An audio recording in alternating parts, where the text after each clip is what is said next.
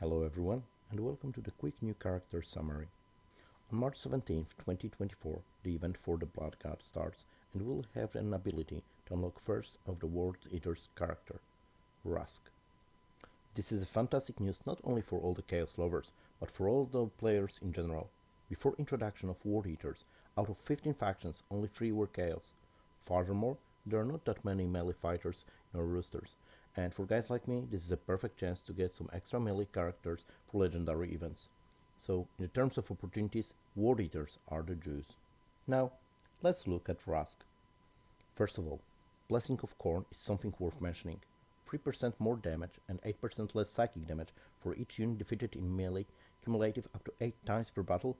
I can see this helping to push in onslaught battles and legendary events. 24% extra damage is nice, and the 64 psychic damage reduction is even nicer. That being said, so far the only psychic infested fight was on Ragnar's legendary event, with Thousand Suns, which means all chaos was restricted.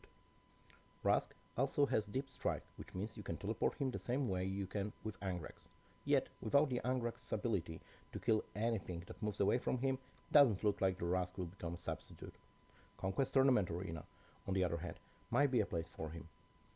In addition, Wrask has Rapid Assault, which gives him extra +1 movement before performing his first melee attack and 25% extra damage during the first turn he uses his first melee attack in a battle. This might come in handy in PvP, but I'm pretty sure that there are other characters that are better for PvP. For Onslaught and legendary events, this ability doesn't make a huge difference. The extra damage probably won't change a lot in first wave, and if you can wait with first melee attack till wave 6 or 7, well, you clearly do not need this guy there. Last but not the least, Wrask also has Terminator armor trait, which is always useful. The first attack each turn does minus 75% damage except for psychic and direct. This is an exquisite trait for longer battles and always welcome. Now, let's check the active and passive abilities. Bloody Fury is the Wrask active ability, which on first look seems great. To get the most of it, you need to put Wrask into the middle of the action, get him attacked up to 8 times during the battle, and then get Wrask surrounded. With this ability, in theory, you can kill 6 opponents as all of the leftover damage is applied to the remaining adjacent enemies. And what is the greatest news, the damage is prioritizing kills.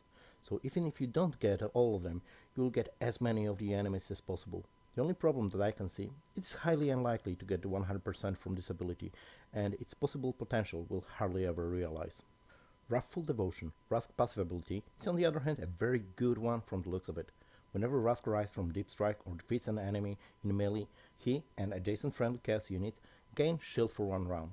This could be extremely useful when you are trying to push some of the legendary event paths. For example, if Wrask is resurrected by Rodbone, he will be in a Deep Strike, so once arrived, boom, shield. Wrask kills an enemy, boom, shield. And like every good heretic, he shares it with his friends. There is only one more thing worth to mention. It doesn't look like Bloody Fury and Wrathful Devotion would be a greatest synergy for other characters on your side. On the other hand, Wrask jumping into the middle of the enemy troops, activating Bloody Fury, and getting huge shield thanks to Wrathful Devotion to survive the next wave while your other units arrive to his position, sounds like a plan. Overall, Wrask seems like a fine addition to the collection. Personally, I can see him as a third guy with Angrax and Malados on my Rodbone Turtle formation setup for legendary events in places where Isabel is not allowed. But, and yes, there's always a but, he's, for now, limited requisition event character. He's common, so we'll need to open a gazillion of orders to get him far enough to matter in the late stages of a legendary event path. So, I would say he looks good on paper, but will you find him a spot in your team soon enough? Only time will tell. So, that will be all folks, see you next time and take the Emperor's blessing with you. Glory to the Emperor. Thanks for watching. Cheers.